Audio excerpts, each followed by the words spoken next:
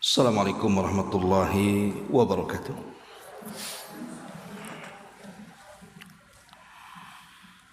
Bihamdillahi wassalatu wassalamu ala rasulillah wa ala alihi wa sahbihi wa mawalah wa la hawla wa la quwata illa billahi wa ba'du.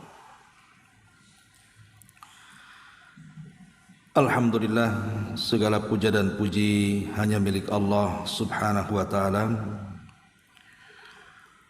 Salawat dan juga salam kita hadiahkan kepada Rasul kita Nabi besar Muhammad sallallahu alaihi wa ala alihi wasallam. Ma'asyiral muslimat rahimakumullah. Kalau minggu yang lalu kita bicara soal amalan-amalan yang harus dikerjakan di bulan Ramadan, maka kajian di pagi hari ini kita akan fokuskan kepada 20 faedah bagi orang-orang yang berpuasa di bulan Ramadan. Jadi kita fokuskan kepada ibadah puasa, karena ini ibadah inti di bulan Ramadan. Ma'asyiral muslimat yang dimuliakan Allah subhanahu wa ta'ala, di dalam Al-Quranul Karim, ayat yang sering kita dengar apabila datang bulan Ramadan, dan saya kira ibu-ibu sudah hafal ayat ini. Allah subhanahu wa ta'ala berfirman, ya ayyuhalladzina amanu kutiba alaikumus siyam kama kutiba alal ladzina min qablikum la'allakum tattaqun. Wahai orang-orang yang beriman, panggilan iman ini bukan panggilan biasa, Bu. Karena panggilan ini panggilan khusus. Sebab dalam Quran itu ada dua panggilan. Pertama panggilan umum, ya ayyuhan nas, wahai manusia, berarti masuk mukmin dan kafir. Yang kedua, ya ayyuhalladzina amanu, berarti tidak masuk orang kafir, hanya orang-orang yang beriman saja. Maka siapapun yang merasa beriman wajib terpanggil dengan ayat ini. Makanya Abdullah ibn Mas'ud radhiyallahu an mengatakan, kalau ada panggilan iman dalam Quran, fa'ar'i laha sam'ak, maka perhatikan dengan seksama apa yang akan dipanggil Allah di dalam ayat ini. Bisa saja panggilan iman ini setelahnya adalah sebuah perintah besar yang harus dilaksanakan, atau sebuah larangan yang berbahaya yang harus ditinggalkan. Lah dalam panggilan ayat ini Allah katakan kutiba alaikumus siyam, diwajibkan atas kalian berpuasa. Kama kutiba alal ladzina min qablikum, sebagaimana puasa ini diwajibkan kepada umat sebelum kalian. Maknanya Ibrahim mewajibkan puasa kepada umatnya, Nabi Nuh mewajibkan puasa kepada umatnya, Nabi Saleh mewajibkan puasa kepada umatnya, Nabi Syuaib mewajibkan puasa kepada umatnya, Nabi Musa, Nabi Isa, bahkan seluruh para nabi mewajibkan puasa kepada umatnya. Kama kutiba alal ladzina min qablikum, sebagaimana diwajibkan puasa ini kepada umat sebelum kalian. Puasa ini, Bu, hakikatnya adalah al-ibtila minallah, ujian dari Allah subhanahu wa ta'ala. Jadi satu-satunya ibadah yang ujiannya berat dibandingkan ibadah-ibadah yang Allah perintahkan kepada kita ini adalah puasa. Gimana tidak berat ujiannya? Kita dilarang makan, kita dilarang minum, bahkan kita harus menahan syahwat. Bahkan lebih daripada itu, kita dilarang untuk memandang yang haram, mendengarkan yang haram, bicara tentang perkara haram ataupun melangkahkan ke tempat-tempat haram. Jadi puasa ini memang ibtila, ujian dari Allah Subhanahu wa taala. Apakah kita sanggup melaksanakan ibadah yang satu ini ataukah gagal di tengah jalan? Tetapi bagi orang-orang yang beriman, insya-Allah ujian ini tidak berat bagi mereka. Makanya panggilannya pun dengan panggilan iman. Karena hanya orang-orang yang berimanlah yang menganggap ringan puasa bagi mereka. Walaupun puasa ini ujian bagi kita umat Islam, tetapi sebenarnya kalau kita banding-bandingkan dengan puasa umat dulu, umat Islam ini masih ringan. Contoh, Bani Israel itu diwajibkan juga kepada mereka puasa. Tapi puasa mereka bukan hanya sekedar menahan lapar, dahaga dan syahwat, sampai kepada tidak boleh bicara selama puasa. Coba bayangkan Bu, kalau syariat ini berlaku kepada kita, puasa sampai ke tingkat tidak bicara, apa enggak sepi Ramadan itu? Diam semua kan, pakai isyarat semua ngomongnya. Tapi kan dalam Islam tidak seperti itu. Boleh kita tak makan, tak minum, menahan syahwat, tapi masih diperbolehkan bicara. Masih bisa, akhirnya kan tidak bosan puasa itu, karena masih bisa ngobrol, asal jangan gibah saja. Kemudian juga yang kedua yang dimudahkan adalah umat Islam ini masih diperbolehkan sahur. Sehingga ketika kita berpuasa itu sedikit terbantulah, supaya tidak lapar sangat, tidak haus sangat. Coba kalau puasanya model umat dulu, tidak ada sahurnya, ya buka ya sekaligus sahurnya, boleh jadi mungkin puasa kita ini mungkin puasa tidur itu, karena lemes kan. Makanya Nabi SAW mengatakan, farqu ma baina siyamina wa siyami ahlil kitab akalatas sahur. Perbedaan puasa kita dengan ahli kitab, dimakan sahur. Itulah perbedaannya. Walaupun sama-sama diwajibkan, tetapi tidak sama cara puasanya. Bahkan tidak sama juga waktunya. Kita kan di bulan Ramadan. Kalau umat dulu boleh jadi di luar Ramadan. Tapi yang menarik adalah ujung daripada ayat ini, di mana Allah Subhanahu wa taala mengatakan la'allakum tattaqun, agar kalian menjadi hamba-hamba Allah yang bertakwa. Dan takwa itu adalah satu-satunya syarat diterimanya amal di hadapan Allah. Orang puasa kalau tidak melahirkan takwa, maka puasanya cuma-cuma, capek-capek saja.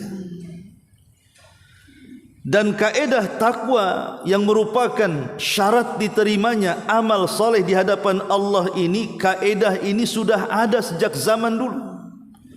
Sejak zaman Adam alaihi salatu wassalam, kaedah ini sudah berlaku.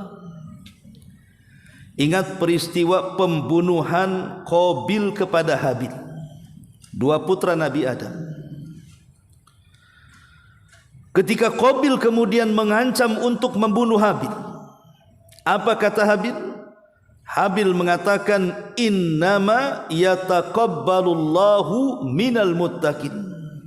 Sesungguhnya Allah hanya menerima kurbannya dari hamba-hambanya yang bertakwa. Karena ketika itu kan mereka diuji oleh Allah lewat lisan Nabi Adam untuk berkurban, karena rebutan pasangan hidup. Si Qabil berkurban dengan buah-buahan, Si Habil berkurban dengan kambing yang sangat luar biasa besar dan indahnya karena dia tahu ini kurban untuk Allah. Tiba-tiba Allah Subhanahu wa taala mengirim halilintar, kemudian menyambar kambingnya Habil dan membiarkan kurbannya Qabil. Marah Qabil di sini. Makanya karena dia kalah dalam pertaruhan kurban kepada Allah, dia mengancam, la aqtulannak, saya akan bunuh engkau wahai Habil. Tapi Habil menjelaskan kenapa kurbannya diterima, kenapa kurban Qabil ditolak. Disinilah kemudian Habil mengatakan, innama yataqabbalullahu minal muttaqin, sesungguhnya Allah hanya menerima kurban orang yang bertakwa saja.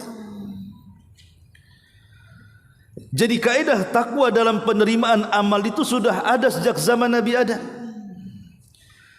Maka kalau dalam syariat puasa kemudian Allah tutup kata-katanya la'allakum tattaqun, agar kalian bertakwa, berarti kalau puasa kita tidak melahirkan takwa, maka puasa kita percuma dan tertolak. Kalau ingin diterima puasa kita, maka lahirkan dari puasa ini ketakwaan kita kepada Allah Subhanahu wa taala. Bagaimana caranya? Dalam sebuah hadis Nabi SAW membuat syarat kalau puasa ibu ingin sampai ke level takwa. Apa kata Nabi SAW? Rasul sallallahu alaihi wasallam bersabda, kullu amal ibni adam lahu illa siyam fa innahu li wa ana ajzi bi was-siyamu junnatun idza kana yaumu saumi ahadikum fala yarfus wala yaskhab fa in syabahu ahadun aw qatalahu falyakul inimru'un saimun. Kata Nabi SAW, semua amalan anak Adam adalah untuk Allah Subhanahu wa ta'ala. Semua amalan anak Adam itu untuk yang mengamalkannya, kecuali puasa. Puasa itu untukku, kata Allah, dan aku yang akan membalasnya. Puasa adalah perisai, kata Rasul. Maka jika salah seorang di antara kalian berpuasa, janganlah yarfus. Yarfus itu artinya berkata-kata keji. Wala yaskhab. Ada yang mentafsirkan yaskhab itu berteriak-teriak atau mengumbar amarah. Fa in sabahu ahadun, kalau ada orang yang memancing-mancing untuk meluapkan emosi, au qatalahu, ataupun memancing-mancing untuk mengajak berkelahi, falyakul inimru'un shaim, katakan kepada dia, saya sedang puasa. Lihat bagaimana di sini syaratnya, Bu. Kalau puasa kita ingin diterima, bukan hanya sekedar menahan lapar, menahan haus ataupun menahan syahwat, tapi lebih daripada itu, kebiasaan-kebiasaan buruk kita sehari-hari juga harus berpuasa. Apa itu? Pertama, wala yarfus. Yarfus ini mengeluarkan kata-kata kotor. Apakah berupa ghibah, berupa namimah, menghina, mencaci, memaki, merendahkan. Pokoknya ucapan yang mengandung dosa, maka jangan dilakukan. Bukan hanya setakat itu, Bu. Allah Rasul mengatakan wala yaskhab, bahkan marah saja tidak boleh. Jadi kalau seandainya ada orang memancing-mancing ibu untuk ibu emosi, kalau ibu sampai terpancing emosi, puasanya juga masalah jadinya. Lihat bagaimana puasa melahirkan sabar. Sampai ke marah saja tidak boleh. Okelah, mungkin ibu tidak membalas cacian orang dengan cacian, makian orang dengan makian, gibahan orang dengan gibahan. Tapi terkadang untuk tidak marah ini kan sulit. Mestilah ada marahnya, kan, Bu. Tapi ingat, orang yang berpuasa tidak boleh marah. Ini yang berat masalahnya. Puasa itu tidak boleh marah. Makanya di bulan Ramadan itu perbanyak senyum. Bukan nampak senyum tapi hatinya terbakar, bukan. Bahkan kalau seandainya dipancing-pancing, kata Rasulullah, kalau ada orang yang mancing-mancing kita sampai mengajak berkelahi umpamanya, tetap kita harus santai, kita harus tenang, katakan kepada dia, afwan, saya lagi puasa. Lihat indahnya puasa itu. Kita tidak boleh mengeluarkan kata-kata kotor, emosi saja tidak boleh. Bahkan tidak boleh terpancing dengan kemarahan. Bahkan kita katakan, afwan, saya sedang berpuasa. Kalau level puasa kita sampai ke taraf seperti ini, insyaallah la'allakum tattaqun itu akan kita capai. Makanya di bulan Ramadan kalau bisa hindari tempat-tempat yang membuat ibu emosi. Umpamanya pasar, bolehlah ke pasar, jangan lama-lama. Sebab pasar itu kan tempat orang teriak-teriak. Ustaz, saya ini pedagang, masalahnya macam mana tak ke pasar? Ya kalau ibu pedagang ya harus betul-betul ekstra sabarnya lagi. Bedakan gitu teriakan ibu berdagang di Ramadan dengan di luar Ramadan. Jangan sampai kemudian puasa kita ini hanya sah saja tapi tidak sampai kepada derajat takwa. Ini yang paling penting dalam puasa itu. Jadi bukan hanya sekedar menjaga perut dari lapar, haus dan syahwat, tapi lebih daripada itu mampu mengendalikan dirinya saat berpuasa. Yang menarik lagi adalah dalam hadis ini Nabi SAW mengatakan, as-sawmu li wa ana azibih, puasa itu milikku, kata Allah, aku yang akan membalasnya. Kenapa sedemikian tingginya nilai puasa sampai Allah katakan bahwa puasa itu untukku, puasa itu milikku, dan aku langsung yang akan membalasnya. Bu, ibadah puasa dengan ibadah yang lain itu beda. Kalau ibadah-ibadah dari rukun-rukun Islam atau ibadah-ibadah yang lain itu sifatnya amal. Tapi kalau puasa itu sifatnya meninggalkan amal. Yang satu mengamalkan, yang satu meninggalkan amal. Itu bedanya di situ. Kalau puasa amal kan disuruh. Salat itu kan suruhan namanya. Disuruh takbir kita, disuruh ruku kita, disuruh tasyahud sampai kepada salam. Zakat juga amal. Disuruhnya kita mengeluarkan harta kita 2,5% kemudian dizakatkan. Haji juga amal. Tapi puasa itu bukan amal. Puasa itu at-tarku wan niyah. Dia hanya sekedar meninggalkan dan cukup dengan niat. Meninggalkan makan, meninggalkan minum, meninggalkan syahwat. Puasa itu tidak ada amalan. Dia hanya meninggalkan saja, meninggalkan maksiat. Makanya karena inti puasa itu adalah diniat meninggalkan, sehingga para malaikat sampai tidak tahu orang ini puasa atau tidak puasa. Kalau solat malaikat tahu, makanya dicatat. Kalau haji malaikat tahu, makanya dicatat.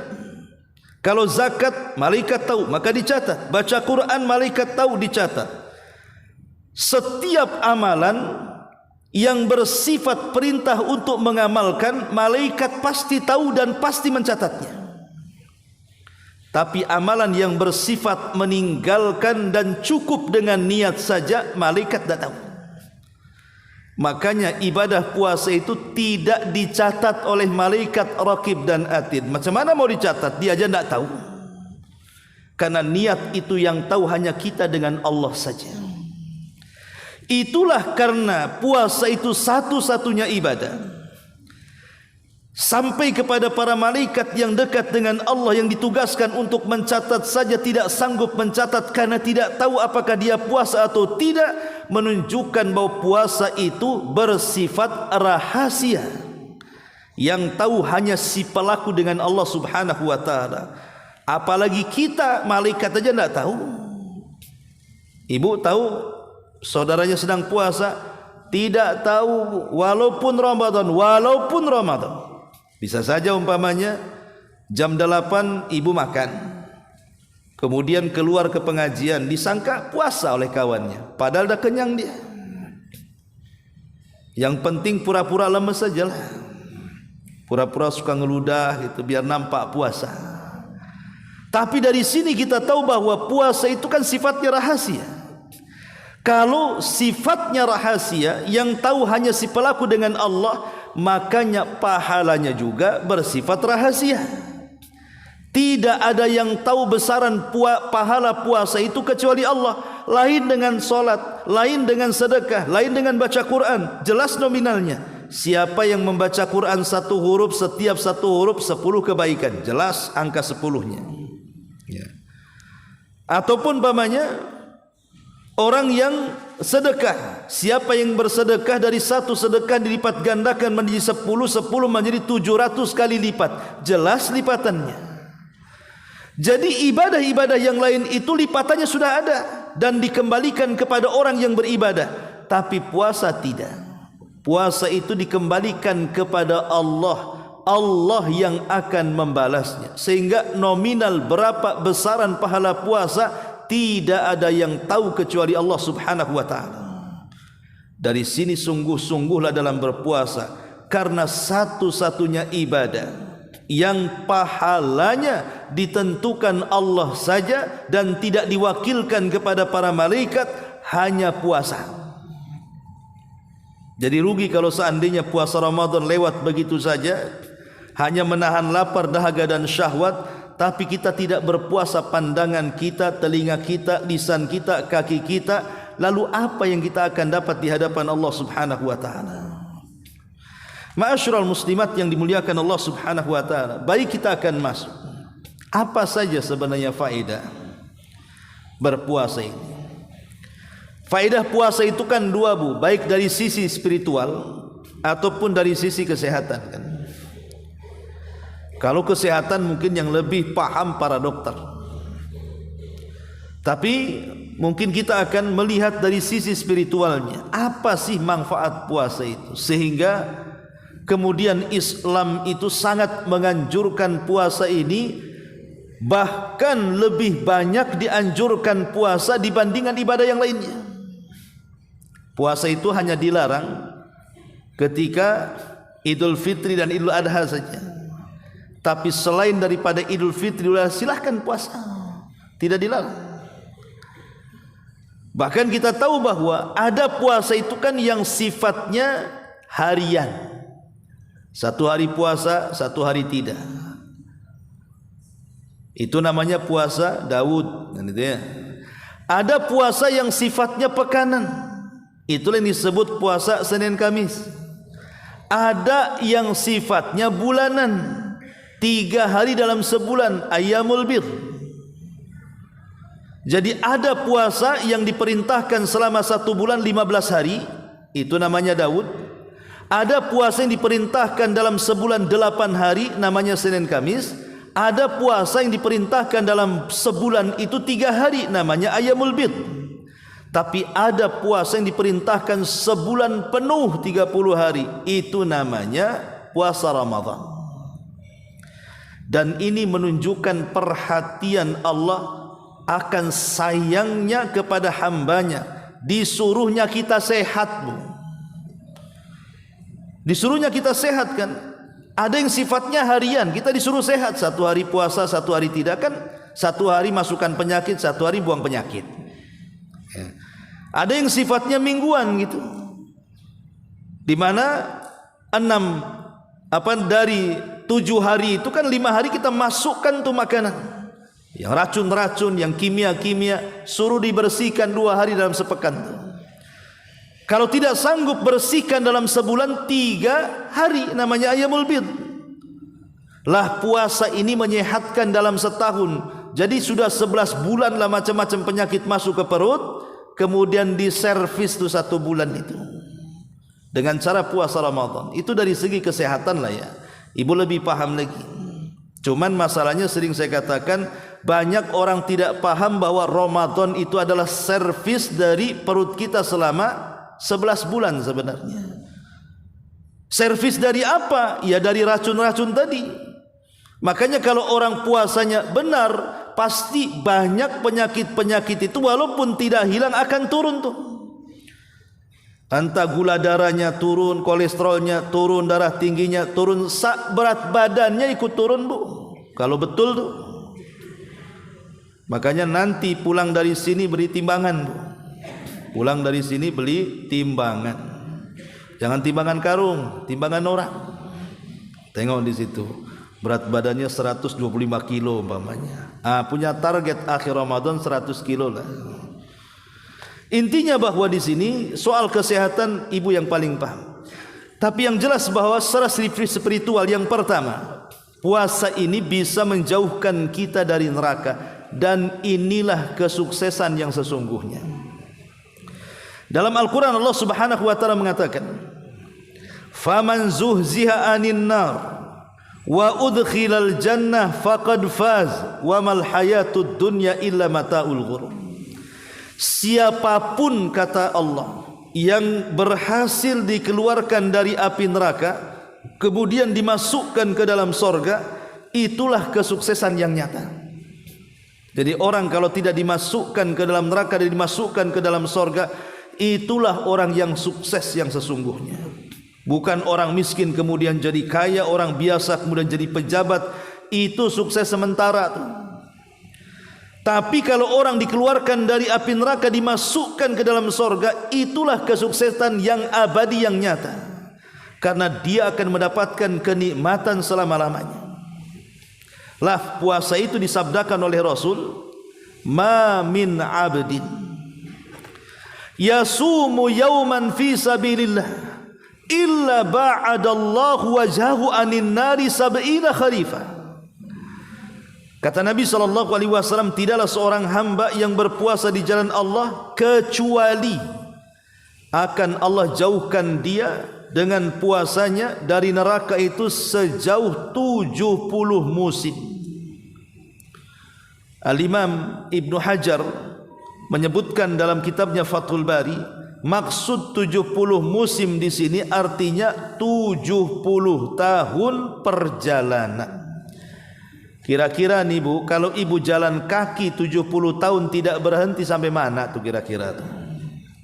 70 tahun loh tidak berhenti. Artinya mulai dari ibu lahir, orok itu sudah jalan kaki tuh. Sampai usia 70 tahun baru berhenti. Kira-kira sampai mana tuh? Lah, itulah jarak kita dijauhkan dari api neraka tuh. Ini kan luar biasa. Ini yang pertama. Yang kedua, jalan mudah menuju sorga. Puasa itu jalan yang paling mudah menuju sorga.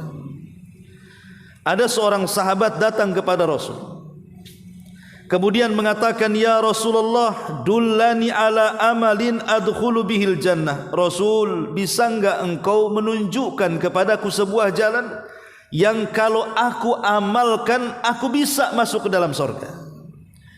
Maka Nabi mengatakan, "Alaika bisawm fa innahu la mithla lahu." Kata Rasul, hendaklah engkau banyak-banyak melaksanakan puasa karena tidak ada yang semisal dengan puasa, kata Rasul. Lihat kata-kata, tidak ada yang semisal dengan puasa.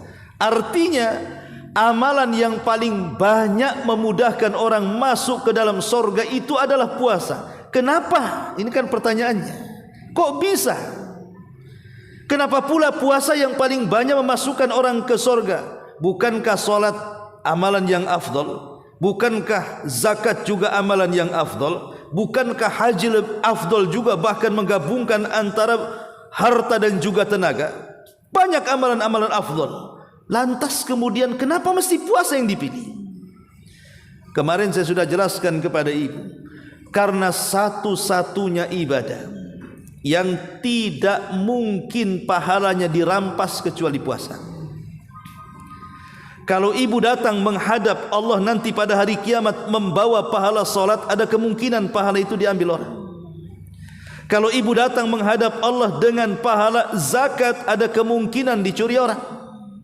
Kalau ibu datang menghadap Allah dengan pahala-pahala sedekahnya, baca Qur'annya, birrul walidainnya, sebutkan ibadah-ibadah yang lainnya, itu ada kemungkinan untuk diambil orang. Tapi puasa tidak.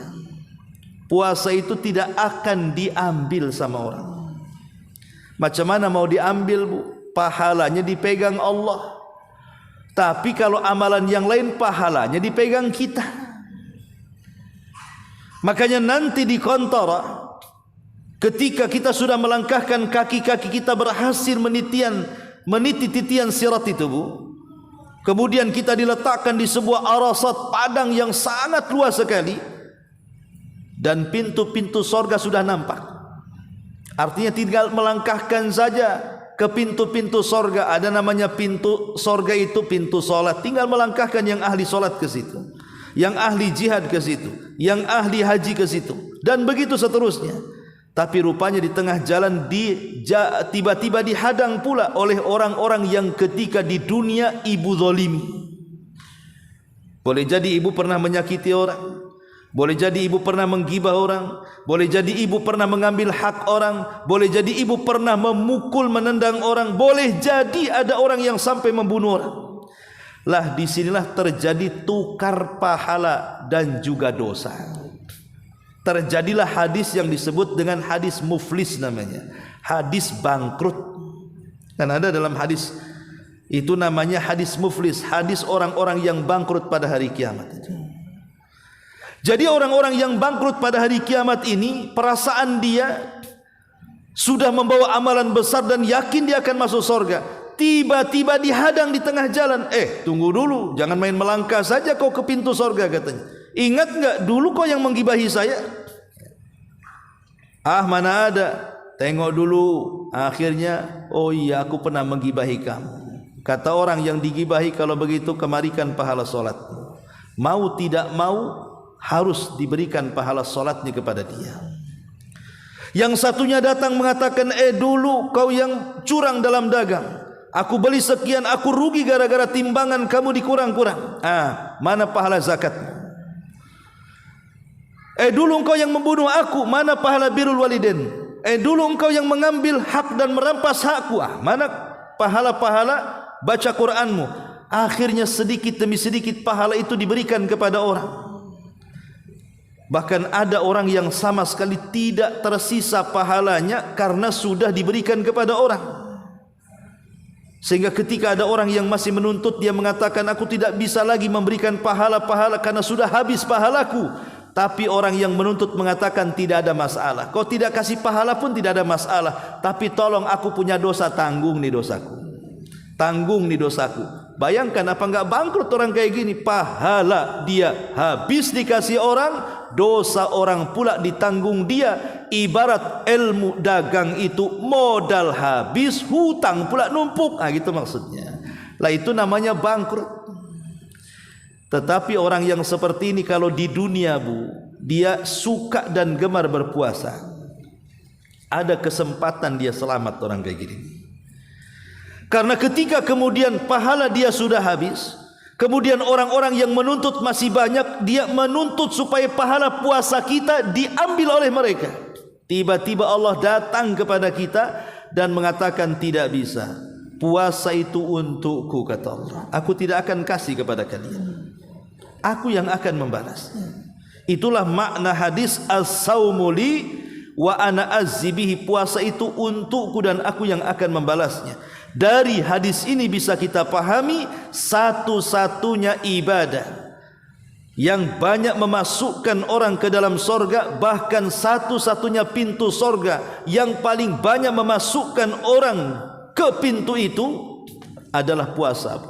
Karena ibadah puasa pahalanya utuh, tidak diambil orang. Nah ini kenapa kemudian agungnya puasa Ramadan di sini. Ini yang kedua, jalan mudah menuju surga. Yang ketiga,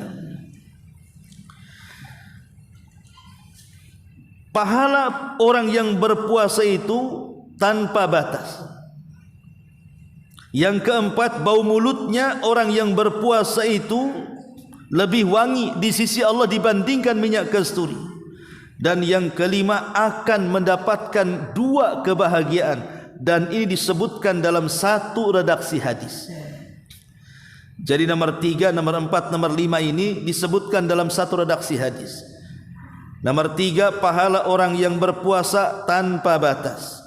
2, yang nomor 4, bau mulutnya orang yang berpuasa lebih harum di sisi Allah dibandingkan minyak kasturi. Dan yang kelima, akan mendapatkan 2 kebahagiaan bagi orang yang berpuasa.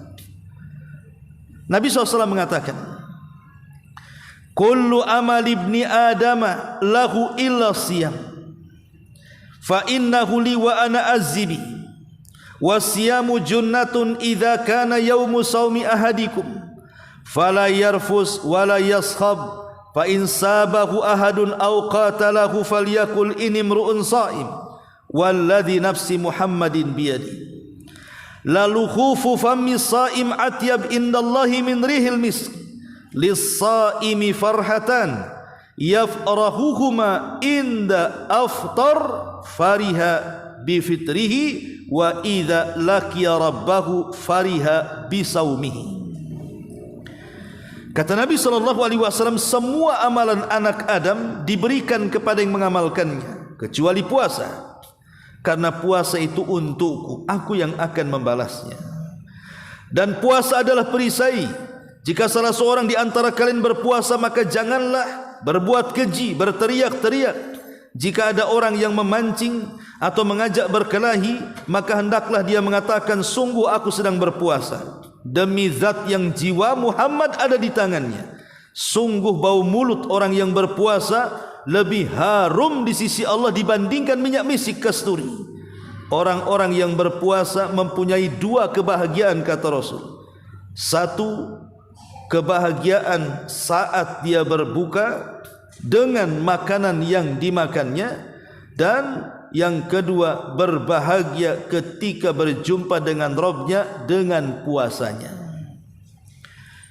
Dari hadis ini ada 3 faedah yang saya sudah sebutkan tadi, di mana pahala orang yang berpuasa tanpa batas.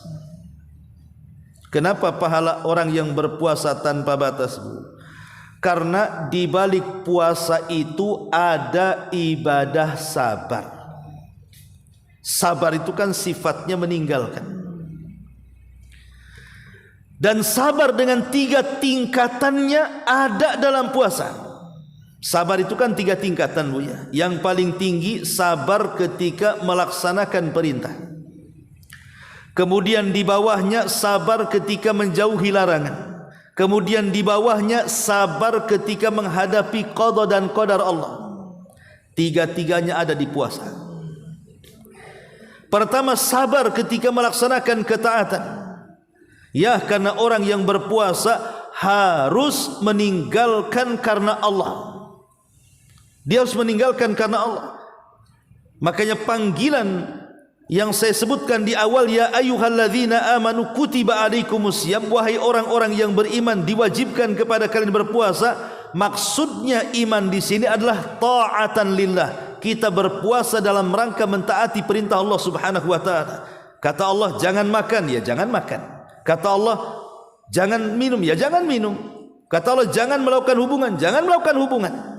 Jadi kita meninggalkan sesuatu itu semua karena Allah Subhanahu wa taala, dalam rangka mentaati Allah. Ini satu. Yang kedua, sabar ketika meninggalkan kemaksiatan. Sebab kalau seandainya orang yang berpuasa memang dia menahan lapar, memang dia menahan haus, menahan syahwat, tapi kalau maksiat jalan terus, dia tidak sabar, percuma puasanya, Bu. Puasa tapi rajin gibahnya, puasa tapi rajin namimahnya, apa gunanya puasa? Seolah-olah seperti itu. Atau sabar ketika menghadapi qada dan qadar. Yang namanya kalau tidak minum haus itu takdir. Kalau tidak makan lapar itu sudah takdir. Maka kita harus beriman.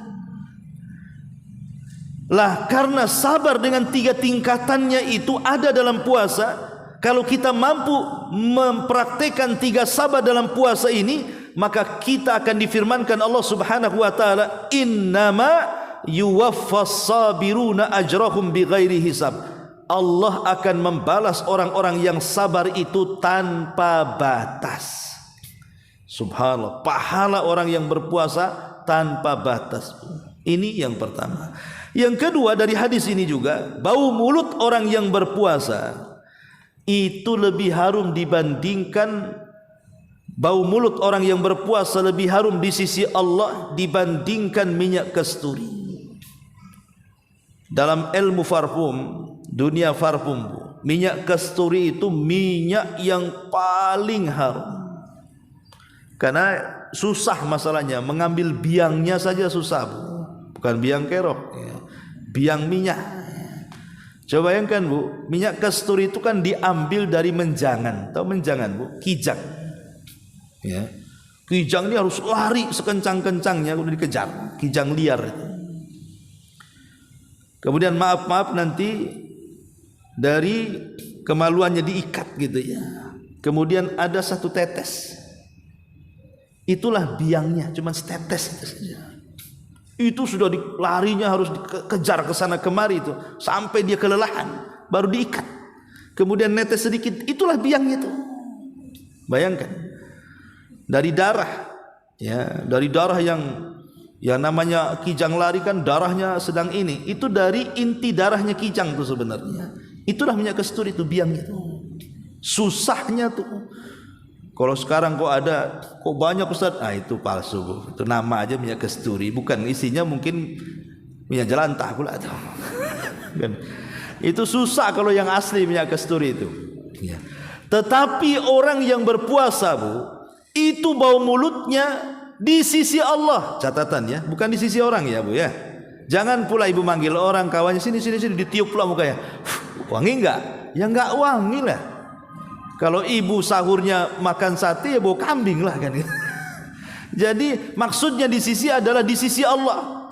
Dan ini satu keistimewaan bagi orang yang berpuasa. Karena al-jaza min jinsil amal, yang namanya balasan itu disesuaikan dengan amalannya. Ketika kita berpuasa kan bau mulut kita enggak enak, Bu. Orang yang berpuasa itu bau mulutnya enggak enak. Di sisi manusia gitu maksudnya. Tapi sebagai balasannya di sisi Allah lebih harum dibandingkan minyak kasturi. Kalau bau mulutnya saja Allah Subhanahu wa taala sudah muliakan dengan menggantinya harum semerbak melebihi kasturi, macam mana dengan yang lainnya? Dan ini keistimewaan berpuasa. Kemudian juga yang terakhir akan mendapatkan dua kebahagiaan dalam hadis ini. Pertama, kebahagiaan saat berbuka. Yang kedua, kebahagiaan saat berjumpa dengan Rabbnya. Apa maknanya? Coba bayangkan, ibu dari pagi sudah tidak makan, tidak minum. Okelah mungkin kalau sebelum duhur masih adalah bekas-bekas sahurnya masih tahan. Nanti kalau selepas duhur jam 2 ke atas, mulai itu cacing perut, mulai teriak-teriak. Tenggorokan mulai kering, sudah mulai nyekik. Nanti puncaknya ketika mendekati buka. Itu sudah tak sabar kadang-kadang di antara kita, apalagi kalau sudah disusun rapi makanan-makanan di meja saat iftar itu dengan 20 macamnya, dari kue lapisnya sampai yang enggak belapisnya itu. Ya. Itu kan godaan, Bu. Sehingga ketika kemudian kita mendengar suara azan, ambil minum, ambil sedikit makanan, kita katakan zahabadh dhama'u wabtallatil uruq wa thabatal ajru insyaallah. Itu nikmatnya luar biasa. Karena yang namanya kenyang itu sebuah nikmat tidak mungkin dirasakan kecuali orang yang pernah lapar. Dahaga, menghilangkan dahaga dengan minum itu tidak mungkin terasa nikmat kecuali oleh orang yang pernah haus saat dia minum. Kalau tidak haus dia minum, dia tidak bisa merasakan nikmatnya minum. Kalau dia makan saat kenyang, macam mana dia akan merasakan nikmatnya makanan? Disitulah lezatnya orang yang berpuasa. Kita diingatkan akan sebuah nikmat yang tidak pernah kita rasakan. Lezat rasanya ketika kita minum dan ketika kita makan setelah kita haus dan lapar itu. Itulah kenapa kita dikatakan bahagia saat berbuka. Tetapi kan Yang namanya buka itu kan nafsu saja biasanya, Bu ya. Tinggi, kalau saya nanti dengar azan semua saya makan. Tapi buktinya kalau kita mau sederhana saja, ambil 3 butir kurma dengan air putih itu sudah kenyang sebenarnya. Sudah kenyang kan, Bu? Apalagi air putihnya 1 galon. Makin kan. Bukan maksud saya begini, kan ada orang yang terkalahkan dengan nafsunya, Bu.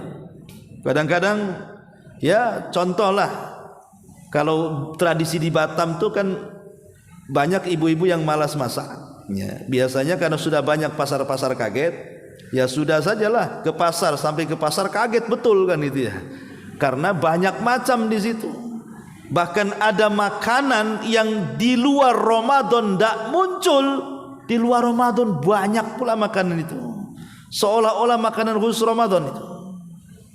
Celakanya dibeli semua satu pasar itu, bawa pulang, kemudian disusun rapi di meja sambil menghayal kapan maghrib. Kalau sudah maghrib, kalau mungkin orang itu berfikir tentang ibadah, insya Allah dia pasti akan menjadikan makanan itu 3 fase. Kalau dia masih mikir ibadah itu pasti akan dibuat 3 fase. Pertama fase yang penting batallah puasa kan, kurma air putih, karena ibu harus sholat maghrib ya. Nanti habis sholat maghrib ke isya itu kan panjang waktunya, bolehlah kita sikit-sikit kita makan ya. Nanti habis isya dan taraweh hantam, Bu. Nah, itu namanya 3 fase, Bu ya. Ini enggak, fase kedua dan ketiga digabung dengan fase pertama, Bu. Saat berbuka itu semua yang dimakan. Bayangkan makanan satu meja pindah ke perut, gimana ceritanya tuh? Agak nggak bisa. Jangankan isya, jangankan tarawih, maghrib saja ngantuk, Bu. Lah ini bahaya yang seperti ini. Lalu apa faedah Rasul mengatakan, walaupun hadisnya lemah ya, puasalah kalian maka kalian akan sehat. Ya nggak akan sehat orang kayak gini, Bu. Itu namanya puasa balas dendam. Seolah-olah siang-siang dia mengatakan tidak apa-apa, aku lapar, tunggu kalau aku maghrib gitu. Itu kan sama dengan orang yang ngomong begitu, Bu.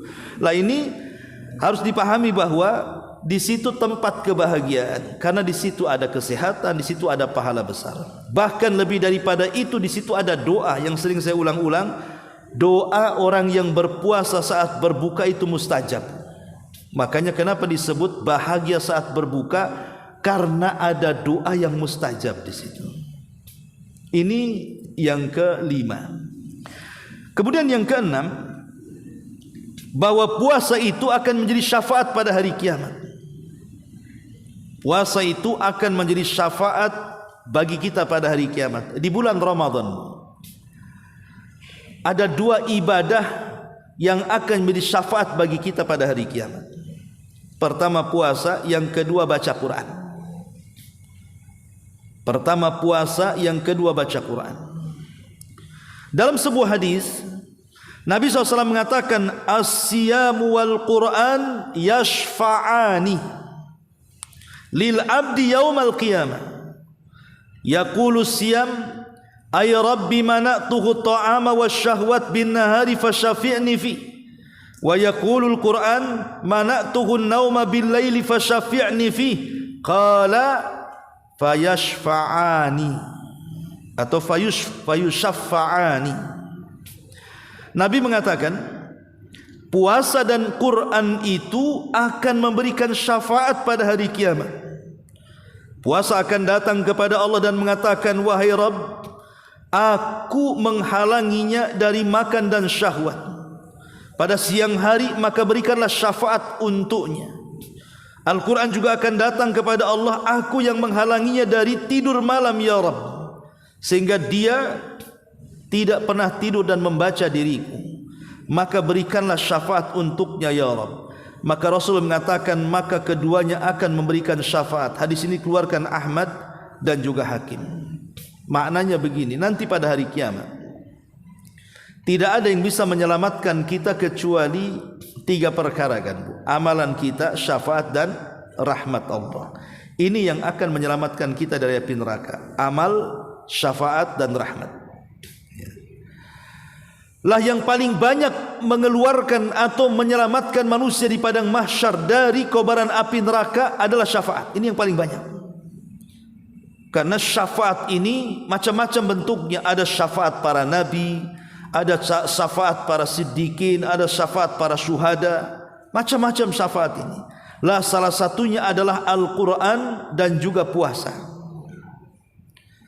Jadi nanti puasa itu akan menghadap kepada Allah dan mengatakan, ya Rabb, gara-gara aku, kata puasa, dia menahan laparnya, dia menahan hausnya, dia mencegah syahwatnya, tolonglah ya Rabb, berikan syafaat kepadanya. Jadi puasa yang akan menghadap Allah.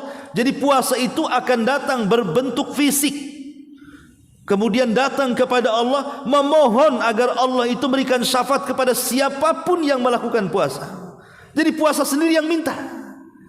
Termasuk juga Quran akan datang kepada Allah dan mengatakan, ya Rabb, gara-gara aku, kata Quran, orang ini tidak bisa tidur karena dia habiskan malam-malamnya hanya untuk membaca Quran.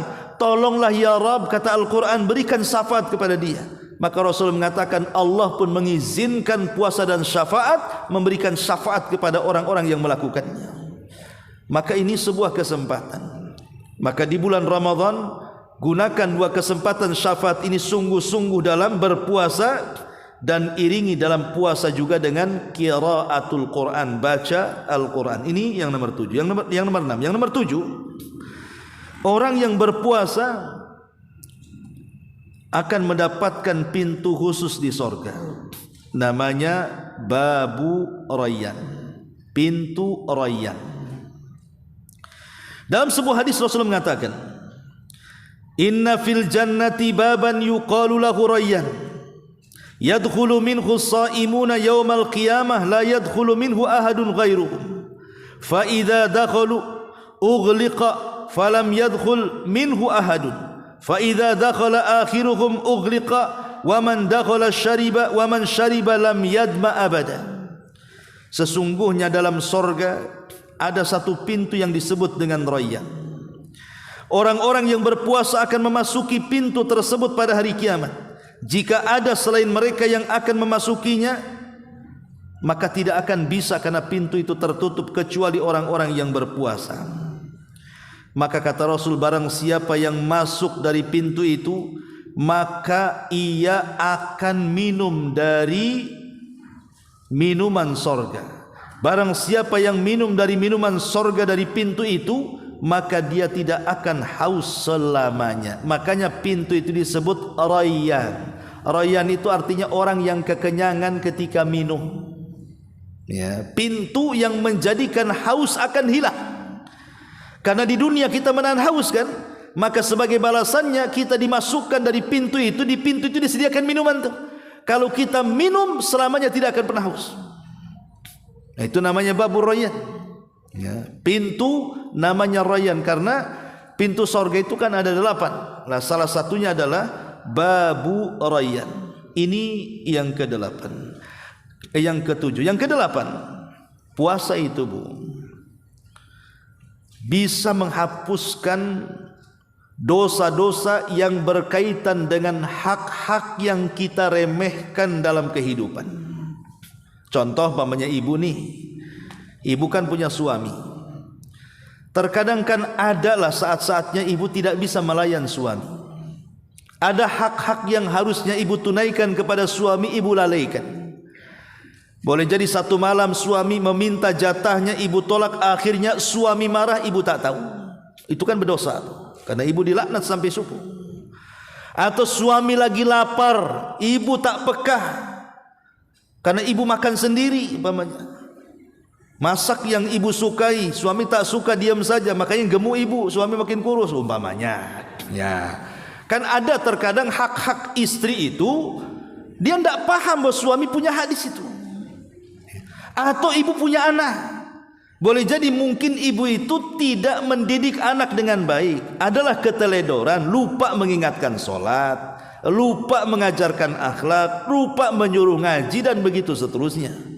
Atau mungkin ibu punya keteledoran dengan tetangga, contohnya kurang menghormati tetangga, kurang menyapa tetangga.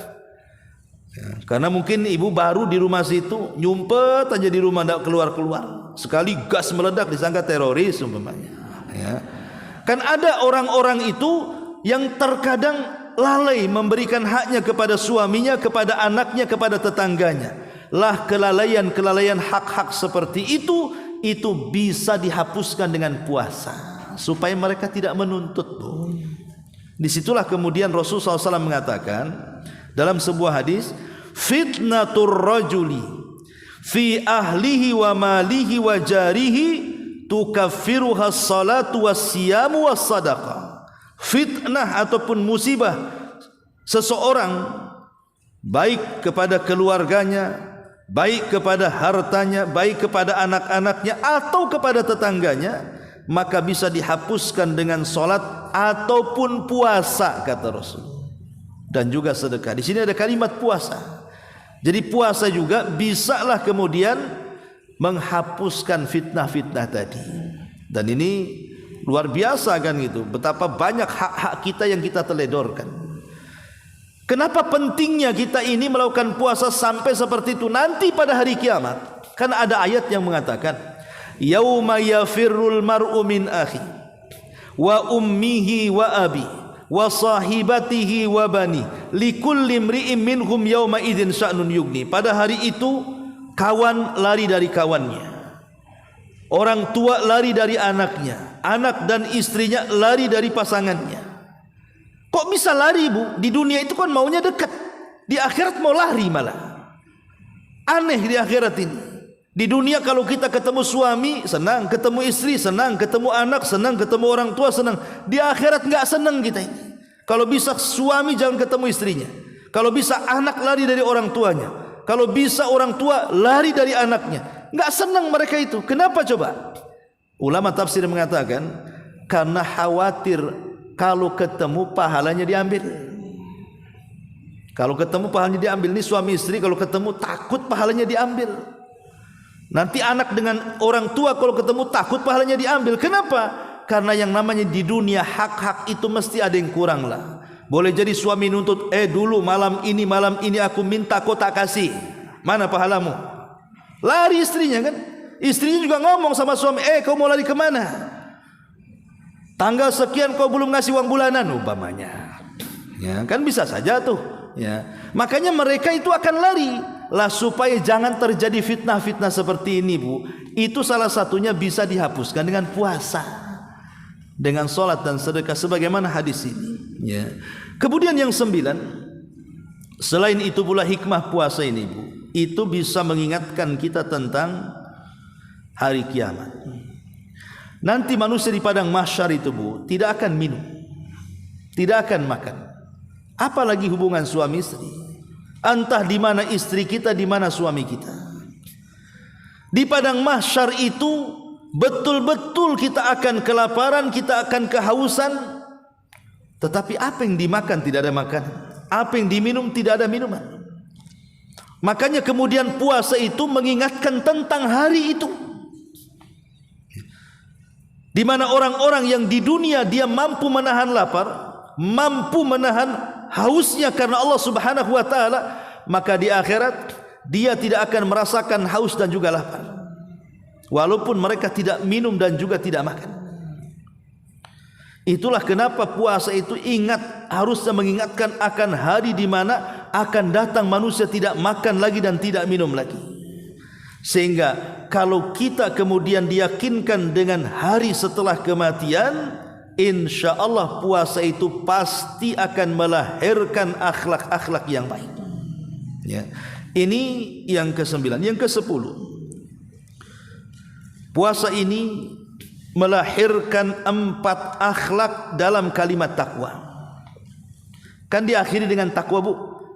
Kutiba alaikumusiyam kama kutiba alal ladzina min qablikum la'allakum tattaqun.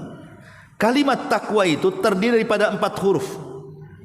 Ta, qaf, waw, ya. Takwa. Ya. Kan takwa itu terdiri pada 4 huruf hijaiyah, di awal dengan ta.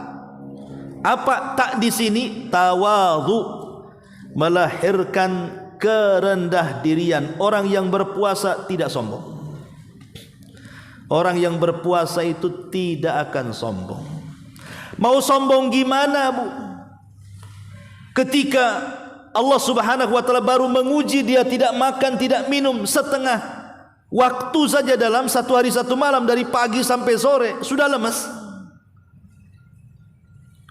Menunjukkan kita berhajat kepada Allah. Kita ini makhluk yang lemah, baru tidak makan minum aja sudah lemah.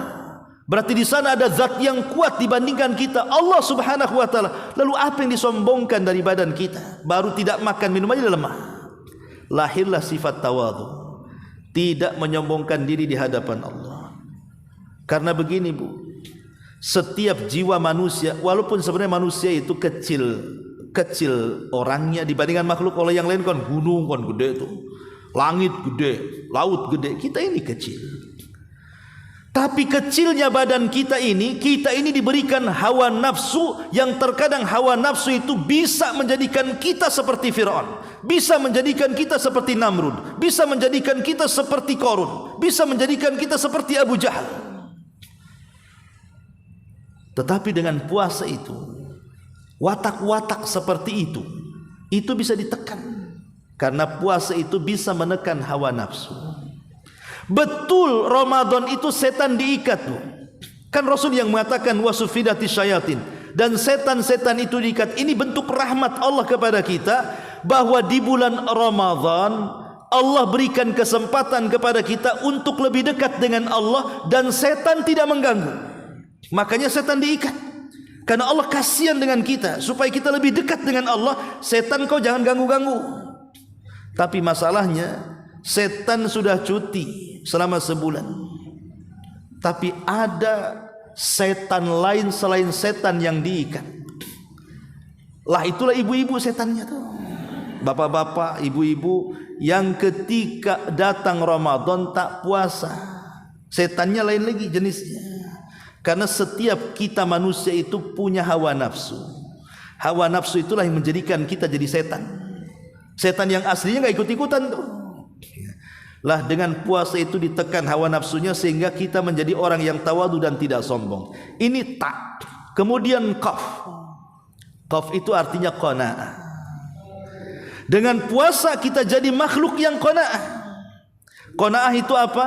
Qanaah itu artinya orang yang redha dengan keputusan Allah.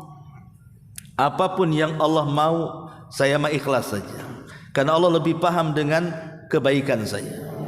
Allah mau kasih banyak dari nikmat, alhamdulillah. Mau kasih sedikit, ya tidak ada masalah. Pasti di balik itu ada kebaikannya. Qanaah. Karena dalam puasa itu kan bagaimanapun, Bu, kita dilatih dalam puasa itu. Orang yang banyak uangnya, yang sanggup membeli makan sebanyak-banyaknya, toh tetap juga tidak boleh makan di siang hari, walaupun dia sanggup membeli makan. Dari situ, di sini ada praktek supaya manusia itu melihat kesusahan orang lain. Karena kalau kita, alhamdulillah, kita ini kan puasa sebulan saja, Bu, tapi ada saudara-saudara kita yang puasanya itu setahun tuh. Seperti lihat kawan-kawan saudara kita di Palestina itu setahun mereka puasa karena susah cari makan, susah cari minum. Kita hanya sebulan saja kan. Jadi kita disuruh supaya peka dengan orang. Disitulah kemudian tumbuh qanaah, redha dengan pemberian Allah. Oh, begini rasanya lapar, begini rasanya haus. Berarti saudara-saudara juga begini rasanya. Maka kita lebih redha lagi akhirnya dengan rizki yang kita, alhamdulillah, rupanya kita masih untung dibandingkan mereka. Itu sifat qanaahnya di situ. Alhamdulillah kita masih bisa makan, mereka susah makan. Kita masih bisa minum, mereka susah minum. Air saja nunggu hujan orang-orang Palestina itu. Sifat qanaahnya tumbuh di situ. Akhirnya pekalah sosial dia, mudah menolong orang. Kemudian yang ketiga, takwa. Ya, itu artinya wara'. Ya. Jadi puasa itu melahirkan wara'. Wara' itu artinya meninggalkan sesuatu yang syubhat, apalagi haram. Karena puasa itu mendidik ke arah wara'. Bayangkan, Bu, makan minum itu halal, tapi kenapa dilarang? Berhubungan suami istri itu halal, tapi kenapa dilarang? Untuk membiasakan kalau yang mubah saja ketika puasa dilarang untuk makan, dilarang untuk minum, dilarang untuk melakukan hubungan, apalagi yang syubhat, apalagi yang haram. Nah, itu lahirlah wara di situ. Ya. Kemudian niat yang terakhir, yakin. Yakin. Lahir keyakinan bahwa di sana ada Allah Subhanahu wa taala. Kalau saya puasa, saya yakin dengan perintah Allah, dan saya yakin di balik puasa ini ada pahala besar. Ada pertolongan Allah, ada penjagaan Allah. Allah tidak mungkin saya biarkan kalau saya berpuasa, dan begitu seterusnya. Maka lahir 4 sifat dari puasa diambil dari kalimat takwa. Lahirlah tawadu, tidak sombong. Lahirlah qanaah, hidup kesederhanaan. Lahirlah wara', tidak melakukan dosa. Lahirlah keyakinan bahwa yakin dengan ibadah ini kita pasti masuk surga. Ini diantara hikmah daripada puasa diambil dari kalimat takwa itu. Ma'asyiral muslimat yang dimuliakan Allah Subhanahu wa taala. Kemudian juga di antara faedah takwa, faedah puasa adalah kita lebih bisa menjaga lisan kita. Dan lisan ini satu-satunya anggota badan manusia yang paling banyak melakukan dosa. Ya, pandangan bisa saja melakukan dosa, memandang yang haram. Telinga juga sama, kaki juga sama, melangkahkan ke tempat haram. Tapi kalau dikalkulasi kuantitas lisan saat melakukan dosa itu lebih banyak dibandingkan anggota badan lainnya. Lisan ini, makanya kenapa paling banyak memasukkan orang ke neraka itu bukan karena tangan, bukan karena kaki, bukan karena mata, bukan karena telinga, karena lisan. Lah puasa itu melatih agar kita tidak melakukan dosa-dosa lisan. Karena orang yang berpuasa secara otomatis juga memang malas ngomong kan. Makanya curiga kalau ibu kok ngomong terus Ramadan, jangan puasa ibu. Ya. Karena orang puasa itu malas bicara biasanya. Walaupun katanya kalau seorang ibu itu satu hari berapa ribu tuh? 20.000 ya. Kalimat yang harus keluar itu ya. Berapa ribu? 20.000 katanya. Seorang wanita itu setiap hari kalimat yang harus dikeluarkan. Kalau tidak keluar 20.000 pusing itu. Makanya pertama kali yang jadi korban itu suami biasanya. Dia ngomel sama suaminya, mau ngomel sama tetangganya gimana? Diomeli suaminya, biar 20.000 kalimat itu keluar tuh, biar kosong otaknya katanya. Intinya bahwa lisan ini bisa terjaga di bulan Ramadan. Tadi hadisnya seperti yang tadi saya katakan, kalau seseorang itu sedang berpuasa, fala yarfus, artinya tidak mengeluarkan kata-kata kotor. Terjaga lisan kita di bulan Ramadan. Kemudian juga yang nomor 12, puasa adalah ibadah yang tidak ada tandingannya. Tidak ada yang semisal dengan puasa. Karena puasa itu dari sisi manapun itu manfaatnya ada. Sisi spiritualnya jelas, sisi manfaat akhlaknya juga jelas, sisi kesehatannya juga jelas. Makanya wajar kalau puasa itu tidak ada satupun agama kecuali diwajibkan kepada mereka. Tidak mungkin sebuah ibadah yang kewajibannya merata kepada sebuah agama kalau tidak mulia dan tidak ada sesuatu yang lebih di dalamnya. Makanya kemudian Rasul mengatakan bahwa puasa itu alaika bisaumi fa innahu la mithla lahu. Berpuasalah engkau karena tidak ada yang sebanding dengan puasa. Dari segi pahalanya dan begitu seterusnya. Dari segi sabarnya, dari segi akhlaknya, banyak pokoknya. Intinya tidak sebanding dengan yang lainnya. Kemudian yang nomor 13, menggugurkan pahala. Dan itulah makna daripada puasa Ramadan. Kenapa puasa Ramadan itu menggugurkan dosa? Karena Ramadan itu diambil 3 huruf, Ra, Mim, Dhad. Kalau dibuat ilmu tasrif, Ramadha yarmadu Ramadhanan, artinya pembakaran. Apa maksudnya pembakaran? Apa nanti malam kita bakar petasan? Kita bakar mercon, kita bakar sampah? Bukan, yang kita suruh bakar itu dosa. Ya. Karena kebetulan di waktu pensyariatan puasa Ramadan di zaman Nabi itu tahun 2 Hijriah, itu udara sedang panas-panasnya terik matahari sehingga kulit-kulit terbakar. Itu di awal puasa tuh. Dan panasnya di sana kan beda dengan panasnya di sini kan. Di sana bisa membakar kulit tuh. Kalau di sini kan alhamdulillah tidak. Lah kalau saja kulit bisa dibakar dengan teriknya matahari, maka Ramadan juga artinya membakar setiap dosa-dosa kita dengan puasa. Dari situ Rasul mengatakan, man shoma ramadhanan imanan wahtisaban ghufira lahu ma taqaddama min dambi. Barang siapa yang berpuasa Ramadan yakin akan perintahnya, yakin akan pahalanya, maka akan diampuni dosa-dosanya yang telah dia kerjakan.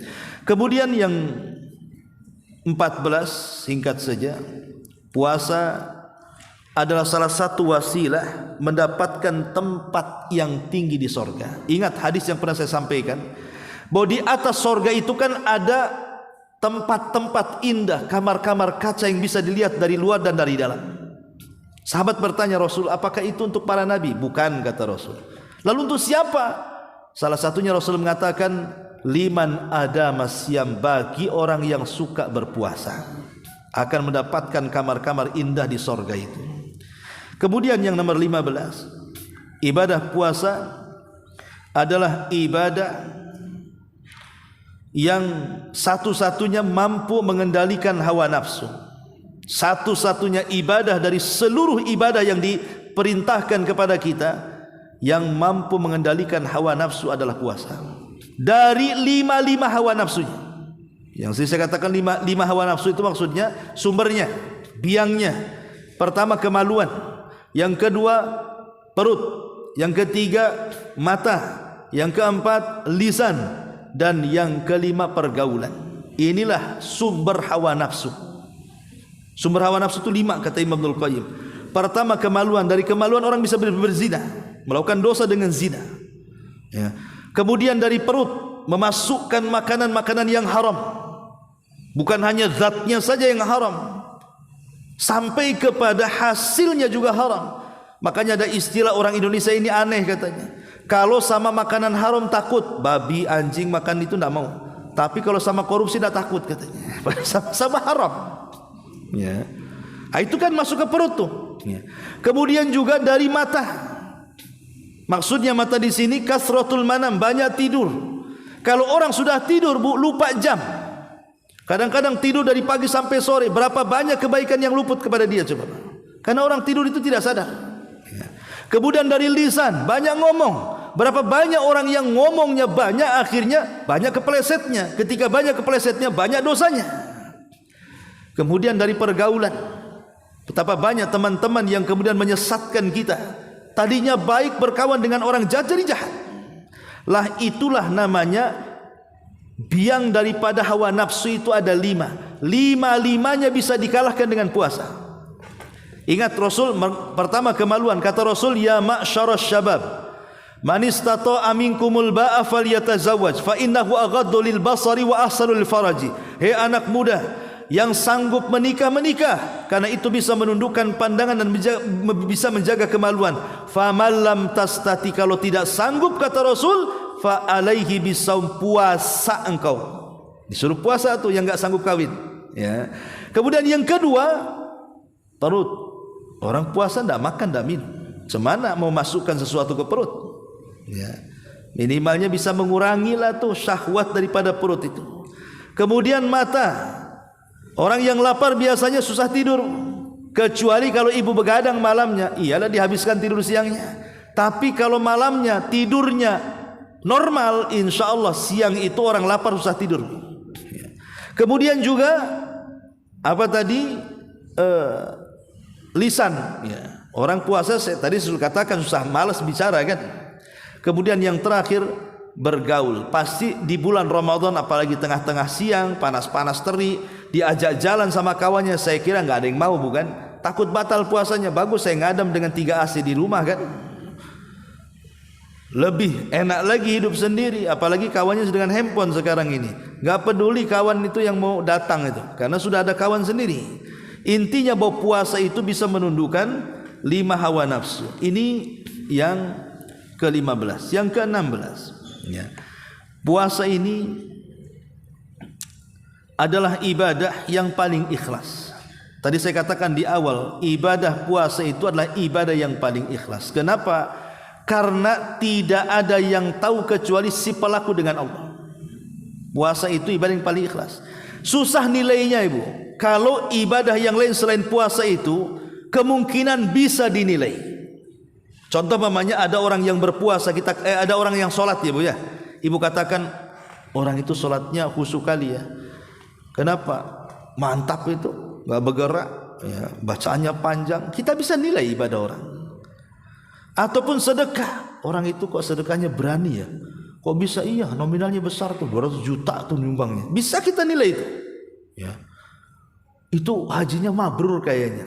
Kok bisa ngomong dia hajinya mabrur? Iya, dulu sebelum haji tukang teler itu. Tukang mabok. Sekarang tengok ke masjid terus. Bisa kita nilai. Artinya ibadah-ibadah yang sifatnya amalan bisa dinilai. Tapi ibadah puasa saya katakan dari awal tidak bisa dinilai. Macam mana cara nilai orang puasa? Tidak bisa cara nilai puasa. Itu puasanya khusyuk Ustaz, kenapa? Mereng-mereng jalannya lemas tuh katanya. Mana bisa ibu, dia lagi demam itu. Ya. Itu puasanya mantap, meludah terus panjang jalan gitu. Habis nanti ludah. Itu lagi sariawan panas dalam Bu. Ya, jangan itu nggak bisa. Makanya dikatakan di sini puasa itu ibadah yang paling ikhlas. Ibadah yang paling ikhlas itu puasa. Wajar kalau seandainya satu-satunya ibadah yang hanya Allah saja yang tahu hanyalah puasa. Makanya sehebat apapun orang yang berpuasa itu pasti akan lahir sifat muraqabah. Dari keikhlasan itu lahir sifat muraqabah. Maksudnya begini, ibu berada di sebuah ruangan, nggak ada siapapun di situ. Di depan pula ada jus jeruk, ada keratindeng, ya, ada extra jos.